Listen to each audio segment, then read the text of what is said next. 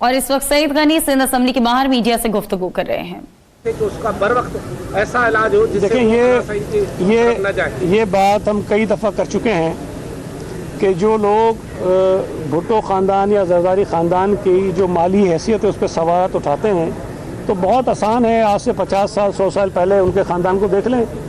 اور جو اب نو دولتی ہیں جو اب ہمارے اوپر الزامات لگاتے ہیں ان کے بھی 50 سال یا 100 سال پہلے جو خاندان تھا یا ان کے جو آباء و اجداد تھے ان کے پاس جو جائیدادیں تھیں یا جو دولت تھی اس کو دیکھ لیں تو آپ کو اندازہ ہو جائے گا کہ کس کے پاس پیسے خاندانی وراثت کے نتیجے میں اب منتقل ہو رہے ہیں اور کہ کون سے خاندان اور لوگ وہ ہیں جو اب جا کے پیسوں میں کھیل رہے ہیں۔ میں یہ نہیں کہتا ہوں کہ تمام لوگوں نے غلط طریقے سے پیسے کمایا ہوگا، لیکن اگر کوئی شخص دعویٰ یہ کرتا ہو کہ جی میں تو اس ملک میں کرپشن کے خلاف ہوں اور اس ملک کے لوگ جو ملک سے باہر جائیدادیں خریدتے ہیں اور ملک سے باہر پیسہ رکھتے ہیں وہ اس ملک کے دشمن ہیں، وہ اس ملک کے خیر خواہ نہیں ہیں، لیکن اب اگر چیزیں یہ سامنے آ رہی ہوں کہ عمران خان صاحبہ کے خود فیملی کے جو ممبرز ہیں ان کی اربوں روپے کی جائیداد ملک سے باہر ہے، چلیں باہر ہونا بھی بری بات نہیں ہے، لیکن وہ جائیداد چھپائی گئی ہے، وہ جائیداد ڈکلیئر نہیں ہوئی ہے، وہ جائیداد خفیہ ہے، وہ جائیداد بے نامی ہے۔ سوال یہ پیدا ہوتا ہے کہ عمران خان صاحب کی بہنوں کے پاس یا خود خان صاحب کے پاس ان کے پاس کون سے وسائل ہیں جس کے ذریعے انہوں نے یہ جائیداد خریدی ہے۔ ہم ہمیشہ ایک بات پوچھتے رہے، میں آج دوبارہ پوچھتا ہوں، عمران خان صاحب اپنا ذریعہ آمدنی بتائیں۔ وہ دعویٰ کرتے ہیں کہ بلاول ہاؤس اتنا بڑا ہے تو فلاں ہاؤس اتنا بڑا ہے۔ میں دعوے سے کہتا ہوں کہ اس ملک میں جتنے سیاسی لوگ ہیں اگر کسی شخص کا سب سے بڑا گھر اور محل ہے وہ عمران خان صاحب ہے، رقبے میں قیمت میں اس سے بڑی جائیداد کسی سیاسی لیڈر کے پاس اس وقت نہیں ہے۔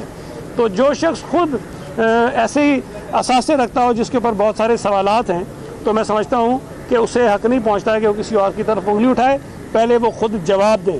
کل وہ اپوزیشن میں تھے، آج وہ وزیر اعظم ہیں، آج ان کے اوپر سوالات اٹھائیں، وہ بتائیں کہ ان کی بہن کے پاس جو پراپرٹی ہے اور کون کون سی ہے وہ بھی بتائیں، ایک ساتھ بتائیں کہ کہاں کہاں پر ہے۔ جس طرح یہ خود اگر خفیہ پراپرٹیز بے نقاب ہوتی رہیں گی ان کے اوپر مزید سوالات اٹھیں گے، بہتر یہ کہ خود بتائیں۔ اور میں آپ کو بتا رہا ہوں کہ اور جائیدادیں نکلیں گی، اور ہمیں یہ یقین ہے اور یہ مطالبہ میں بار بار کر رہا ہوں کہ شوکت خانم میموریل کے لیے جو چندہ اور زکوٰۃ اور خیرات اکٹھی کی جاتی ہے اس کا فورنزک آڈٹ ہونا چاہیے۔ آپ کے علم میں ہوگا کہ ایک کیس الیکشن کمیشن میں ہے جو اکبر بابر صاحب نے کیا ہوا ہے، جو فورن فنڈنگ پی ٹی آئی کو ملتی ہے اس کے حساب کتاب کی بات ہو رہی ہے۔ یہ ہر شخص کو کہتے ہیں کہ جی ہم تو کھلی کتاب ہیں،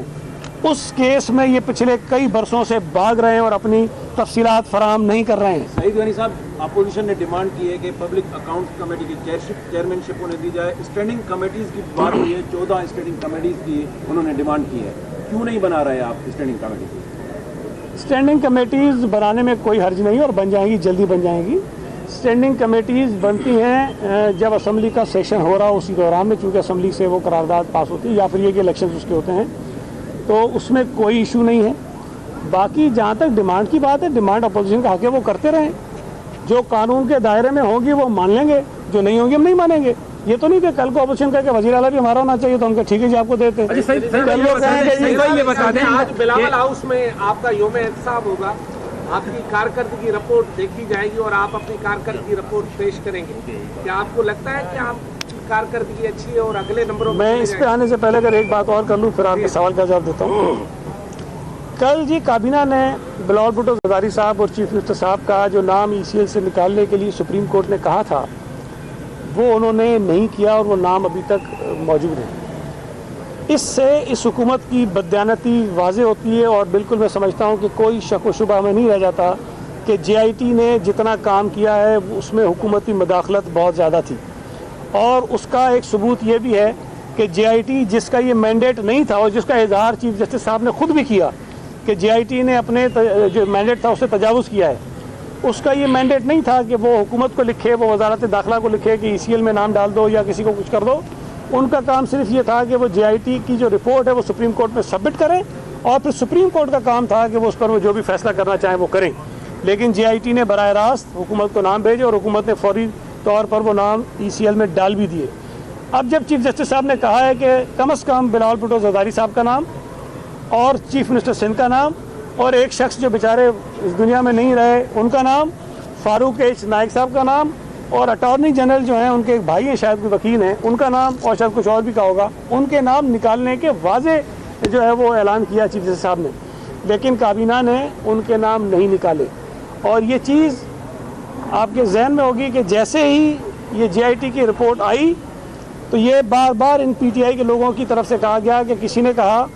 کہ چیف منسٹر کو ہم ہٹانا چاہتے ہیں, کسی نے کہا ہم گورنر رول لگانا چاہتے ہیں, کسی نے کچھ کہا, کسی نے کچھ کہا. تو یہ واضح ہو گیا کہ ان کا اصل مقصد کوئی اور نہیں, صرف ایک صوبے کی حکومت کو ختم کرنا تھا. یہ چاہتے ہیں کہ اس ملک میں کہیں پر بھی کوئی ایسی حکومت موجود نہ ہو جو PTI کے ساتھ مقابلہ کر سکے. آج اگر آپ دیکھیں کہ تمام صوبوں کی حکومتوں اور وفاق کی حکومتوں میں اگر کارکردگی آپ دیکھیں گے, گورننس آپ دیکھیں گے, تو صوبہ سندھ کی حکومت ان سے بہت آگے ہے. چیف منسٹر صاحب نے کل اسمبلی میں بھی بتایا کہ اس وقت ملک میں ایک معاشی بحران ہے, لیکن اس کے باوجود سندھ ریونیو بورڈ نے جو اپنی کلیکشن کی ہے وہ تقریباً 14.5% اس میں اضافہ ہوا ہے. بقیہ تمام صوبوں میں نیگیٹو جو ہے ان کی گروتھ ہوئی ہے. میں مطالبہ یہ کرنا چاہتا ہوں کہ جتنی تیز رفتاری سے پیپلز پارٹی کی قیادت کا نام ECL میں ڈالا گیا تھا, علیمہ خان صاحبہ کا نام بھی ECL میں ڈالا جائے. جس تیزی کے ساتھ JIT بنائی گئی تھی FIA کے ذریعے پیپلز پارٹی کی قیادت کے اوپر لگنے والے الزامات کے سلسلے میں, اسی طرح ایک JIT بنائی جائے, لیکن اس JIT کے اندر جو پارلیمنٹ میں اپوزیشن کے ممبرز ہیں ان کی نمائندگی ہونی چاہیے. اس لیے کہ سرکاری اداروں پر بنائی گئی JIT جو ہے وہ وہی کرے گی جو اس کو حکومت کہے گی, اس لیے کہ وزارت داخلہ جو ہے وہ عمران خان صاحب کے پاس ہے, FIA جو ہے ان کے ماتحت ہے. لہٰذا JIT ضرور بنائی جائے علیمہ خان صاحب کے اوپر جو یہ چیزیں سامنے آ رہی ہیں اس پر, اور اس JIT میں پارلیمنٹ کے جو ممبرز ہیں ان کو جو ہے وہ شامل کیا جانا چاہیے. سندھ دشمنی کے متعلق جو بیانات ان کے آ رہے ہیں وزراء کے, سندھ میں گیس کا بحران ہے, سندھ حکومت کے خلاف سازشیں ہو رہی ہیں, سندھ حکومت کو جو پیسے ملنے چاہیے وہ پیسے نہیں دی جا رہے, صرف 5 مہینوں میں 92 ارب روپے کم دیے گئے ہیں. اور پھر یہ سوال ہم سے اٹھاتے ہیں کہ جی معاملات آپ کے کیوں نہیں چل رہے ہیں. دوسری طرف یہ کہتے ہیں جی ہم گورنر کے ذریعے اتنے ارب روپے خرچ کریں گے. وہ بھائی جتنے 50 کر رہے ہو 500 ارب خرچ کرو, ہم اس میں خوشی ہے, لیکن جو سندھ کا حق ہے, جو صوبے کا حق ہے, جو NFC میں طے ہوا ہے وہ پیسہ پہلے سندھ کو دو, اس کے بعد آپ اضافی اخراجات سندھ کے اوپر کریں. اگر مجھے ڈر یہ لگ رہا ہے کہ جس قسم کے بیانات ان کے وزراء سندھ حکومت کے خلاف, سندھ کے لوگوں کے خلاف دے رہے ہیں, سندھ کے لوگوں میں اشتعال پیدا ہو رہا ہے, اور کہیں ایسا نہ ہو کہ مجھے چیف منسٹر صاحب سے یا حکومت سے اسمبلی سے گزارش کرنی پڑے کہ ان کے چند بد کلام وزراء کے سندھ میں داخلے پر پابندی لگائی جائے. اگر وفاقی حکومت ECL پہ نام ڈال سکتی ہے تو صوبائی حکومت کے پاس یہ حق اور اختیار ہے کہ کوئی ایسا شخص جو امن و امان کی صورتحال کو خراب کرنے کا سبب بن سکتا ہو اس میں صوبے پر ہم داخلے پر پابندی لگائیں. آپ نے جو سوال, سعید غنی صاحب مرکز میں آپ لوگ پبلک اکاؤنٹ کمیٹی کے چیئرمین شپ کے مطالبہ کر سکتے ہیں, تو دوسری طرف سندھ میں آپ کیوں اپوزیشن کو نہیں دینا چاہتے؟ ان کے نام بتا دو بد کلاموں کے جن پر آپ پابندی لگانا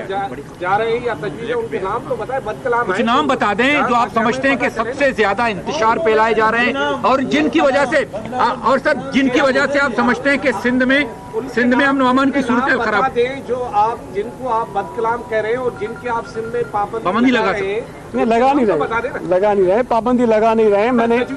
میں نے یہ کہا کہ ان کی حرکتوں سے,